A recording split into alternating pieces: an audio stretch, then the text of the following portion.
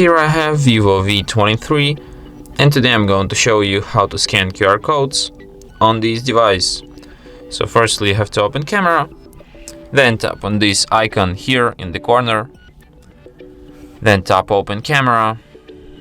While using the app, allow, and now let's find some QR code, for example this one. Just scan it with your camera, aim like this, and as you can see, immediately the page appears. We can go to this page and see what's being encoded into this QR code. So yeah, and that's it. Thanks for watching. If you find this tutorial useful, don't forget to hit that like button and subscribe to our channel.